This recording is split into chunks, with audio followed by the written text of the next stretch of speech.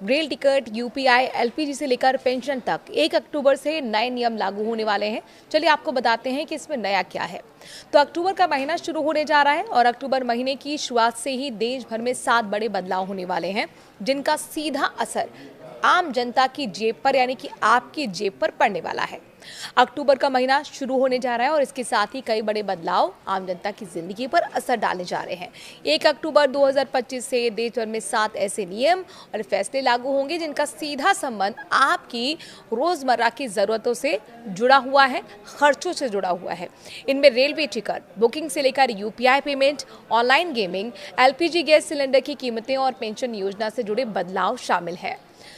तो हर महीने की पहली तारीख को कई नियमों की समीक्षा होती है और नई व्यवस्था लागू की जाती है। इस बारे में कुछ अहम क्षेत्रों में नीतिगत परिवर्तन भी देखने को मिलेंगे। आइए जानते हैं कि 1 अक्टूबर से कौन कौन से बदलाव लागू होने जा रहे हैं। सबसे पहले बात रेलवे टिकट बुकिंग की करते हैं, जिनके नियमों में सख्ती देखने को मिलेगी। आईआरसीटीसी में टिकट बुकिंग प्रणाली में सुधार के लिए एक नया नियम लागू किया गया है। 1 अक्टूबर से जनरल टिकट आरक्षण खुलने के पहले 15 मिनट तक केवल वही यात्री टिकट बुक कर सकेंगे जिनके आईआरसीटीसी अकाउंट आधार से वेरीफाइड है। ये नियम खासकर तत्काल टिकटों में दलाली और फर्जी बुकिंग को रोकने के लिए लाया गया है। वहीं दूसरा बदलाव एनपीएस यानी कि नेशनल पेंशन सिस्टम में उस स्कीम में नया जो जुड़ने वाला है। पीएफआरडीए ने मल्टीपल स्कीम फ्रेमवर्क यानी एमएसएफ नाम से एक नई सुविधा शुरू की है। अब कर्मचारी और गिग वर्कर्स एक ही पैन कार्ड से एनपीएस की एक से ज्यादा योजनाओं में निवेश कर सकेंगे। इससे निवेशकों को अपने रिटायरमेंट के अनुसार योजना चुनने की स्वतंत्रता और लचीलापन मिलेगा। यूपीआई में कलेक्ट रिक्वेस्ट बंद होगी। अब यूपीआई यूजर्स को पैसे मांगने का विकल्प नहीं मिलेगा।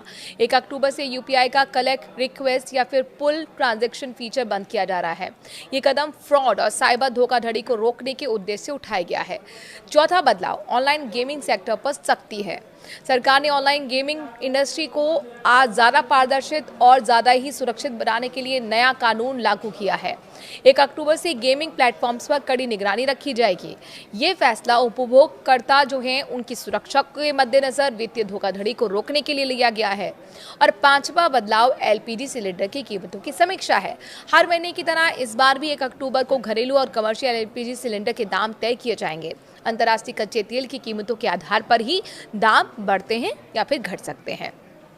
इससे घरेलू बजट पर असर जाहिर तौर पर पड़ने वाला है। अब छठा बदलाव आपको बताते हैं आरबीआई की रेपो रेट पर घोषणा।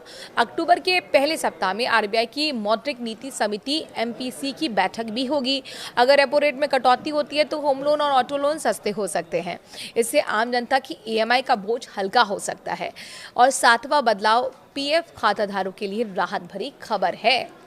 ईपीएफओ जल्द ही ईपीएफओ 3.0 डिजिटल प्लेटफॉर्म लॉन्च कर सकता है और साथ ही न्यूनतम पेंशन 1000 से बढ़कर 1500 या फिर 2500 करने पर चर्चा की जा रही है।